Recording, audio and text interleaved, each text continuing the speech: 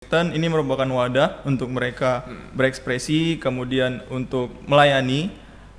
Karena selama ini kan orang taunya pelayanan hanya dari gereja, Tapi kali ini kita membuka ruang, membuka wadah untuk mahasiswa-mahasiswa, terutama mahasiswa baru, untuk memberikan pelayanan baik di dalam dan di luar kampus.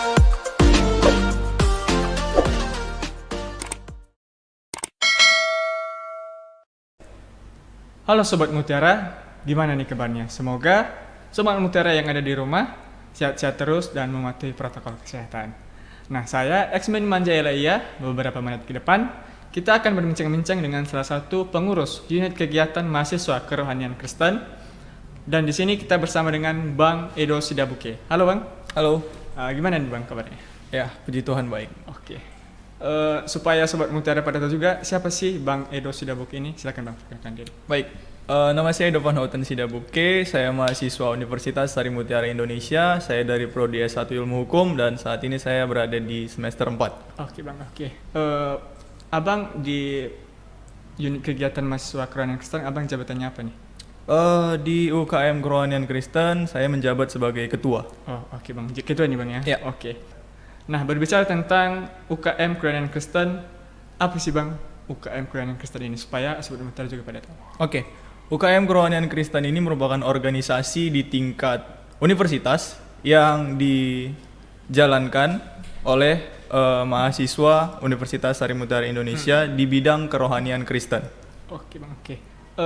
Kalau boleh tahu Bang, sebelum-sebelumnya siapa yang awal berdirinya UKM ini gimana Bang? Dan siapa yang menggagas gitu? Baik, UKM Kerohanian Kristen ini dulunya bernama PMK atau Persatuan Mahasiswa Kristen. Didirikan pada tanggal 21 Maret tahun 2016.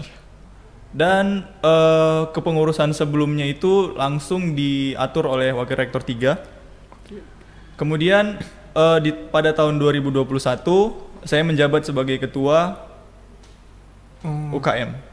Jadi sistem pemilihan kemarin Bang gimana nih? Sistem pemilihannya kemarin kita diarahkan langsung WR3, ada beberapa cara. Iya. Kemarin itu ada ditanya siapa yang ingin mengajukan diri, Iya. dan kemudian diadakan pemilihan dan terpilihlah saya sebagai ketuanya. Oke, mungkin sebelum itu kan lagi masa pandemi ya. Iya. Jadi lebih langsung dari naungan dari WR3 gitu aja. Iya, benar. Oke. Kita kan udah tahu nih Bang, awal berdirinya UKM Kerohanian Kristen ini. Nah, jadi Bang, sistem kepengurusan UKM Kerohanian Kristen ini gimana nih Bang?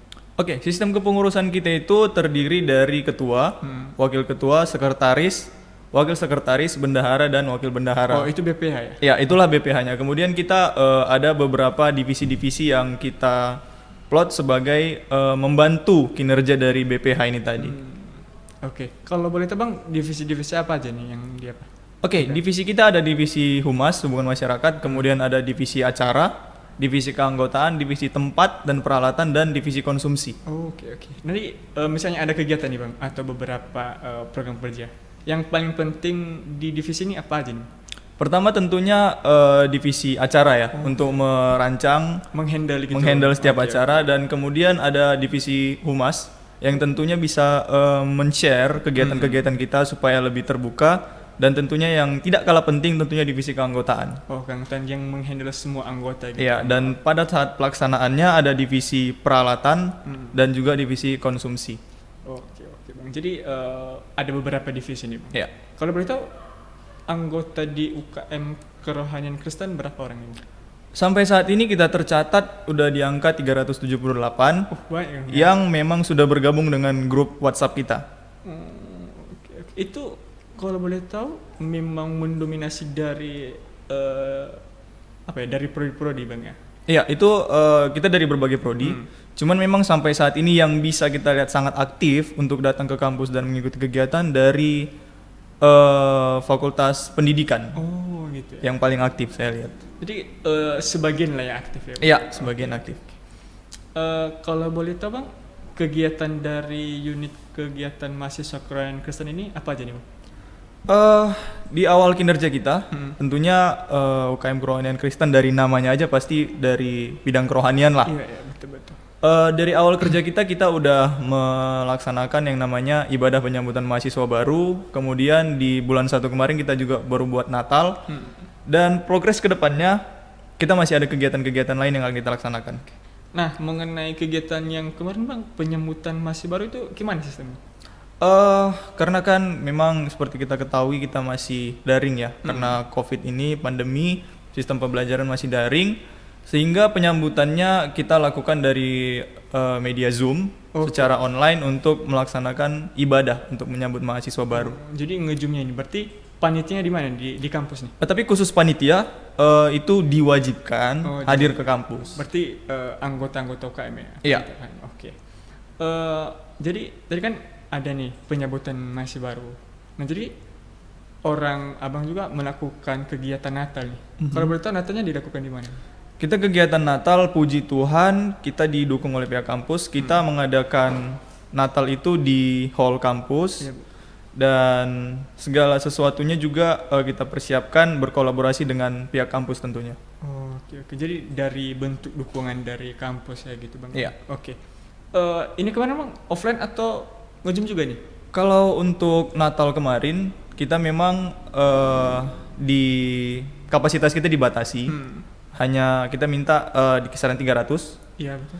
Namun karena pandemi, kemudian juga harus patuh prokes, saat itu ada himbauan untuk kita turunkanlah partisipannya, sehingga kita turunkan dan kita buka juga dari live YouTube.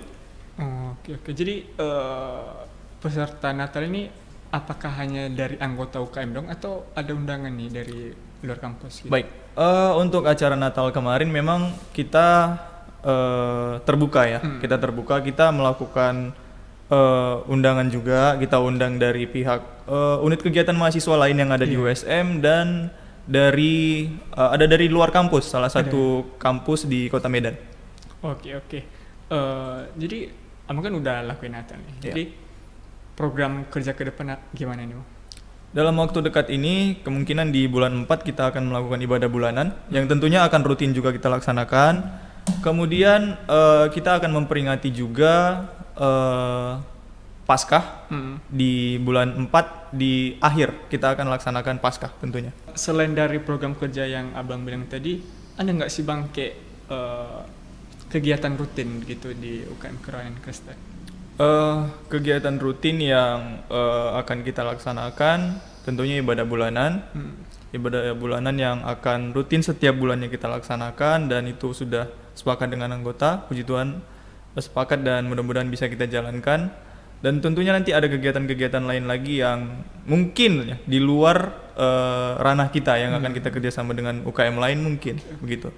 Kalau itu ibadah rutin ini itu dimulai sejak kapan? Kita akan mulai nanti di awal bulan 4. Kita belum tentukan tanggalnya, tapi sudah pasti akan kita lakukan di awal bulan 4 nanti. Berarti yang menjadi anggota dari ibadah itu anggota UKM sendiri ya Bang? Iya. Jadi nggak ada undangan kayak dari UKM lain atau undangan? Kalau untuk ibadah bulanan memang sebenarnya khususnya untuk anggota UKM. Tapi kalau memang ada dari UKM lain yang ingin bergabung dengan kita untuk melakukan ibadah, ya kita terbuka untuk UKM lain gitu. Jadi Bang, bagaimana bentuk dukungan dari universitas, khususnya dari rektorat, wakil rektor 3, fakultas dan prodi untuk UKM ini Bang? Untuk pihak kampus sendiri sebenarnya sangat support ya dengan kegiatan-kegiatan kita. Kita juga difasilitasi, ada kendala berusaha dibantu. Namun mungkin karena masalah ya pembelajaran kita masih daring, kita belum bisa memanggil anggota kita lebih banyak, mungkin kendalanya di situ sih. Tapi kalau kampus itu sangat mendukung sih sampai saat ini. Berarti lebih dukungan lebih gitu Iya. Bang ya. Oke. Mungkin juga Sobat Mutiara pada bertanya-tanya nih Bang. Kenapa sih harus bergabung di UKM Kerohanian Kristen, terkhususnya yang mahasiswa yang beragama Kristen gitu? Baik, tentunya kalau kenapa ditanya harus bergabung, karena memang bagi mahasiswa Kristen ini merupakan wadah untuk mereka berekspresi, kemudian untuk melayani, karena selama ini kan orang taunya pelayanan hanya dari gereja, tapi kali ini kita membuka wadah untuk mahasiswa terutama mahasiswa baru untuk memberikan pelayanan baik di dalam dan di luar kampus. Oke. Nah, abang kan udah ngasih tahu nih tadi kenapa sih harus bergabung di UKM Kerohanian Kristen khususnya yang beragama Kristen nih. Nah, jadi bagaimana sih Bang caranya bergabung di UKM Kerohanian Kristen ini? Baik, untuk rekan-rekan yang ingin bergabung tentunya bisa langsung menghubungi BPH, bisa langsung menghubungi saya dan atau mungkin bisa ke Wakil Rektor 3 di kantor WR3, bisa melapor ke Pak Arman atau siapapun yang ada di dalam untuk bergabung di UKM Kerohanian Kristen. Oke, siap. Nah, jadi kesimpulannya sobat-sobat Mutiara, UKM Kerohanian Kristen khususnya mahasiswa Kristen nih, kegiatannya pasti ada ibadah rutin tiap bulan, Natal, setiap tahunnya, kegiatan Paskah, dan masih banyak lagi. Nah, jadi mungkin itu aja sih Bang yang mungkin kita bahas-bahas nih untuk Sobat Mutiara pada podcast kali ini. Nah, untuk itu Bang, apa sih Bang moto dari UKM Kerohanian Kristen? Oke, moto dari UKM Kerohanian Kristen ini tentunya menjadi wadah organisasi yang menumbuhkan jiwa spiritualisme bagi mahasiswa Kristen USM Indonesia. Oke Bang. Terakhir nih Bang, satu kata untuk UKM Kerohanian Kristen. Satu kata untuk UKM Kerohanian Kristen, terbaik. Oke, demikian perbincangan asik kita dengan pengurus unit kegiatan mahasiswa Kerohanian Kristen. Saya undur diri dan jangan lupa juga mematuhi protokol kesehatan. Dan jangan lupa mencek link pendaftaran mahasiswa baru di link deskripsi. Ayo kuliah di USM Indonesia. Sampai jumpa.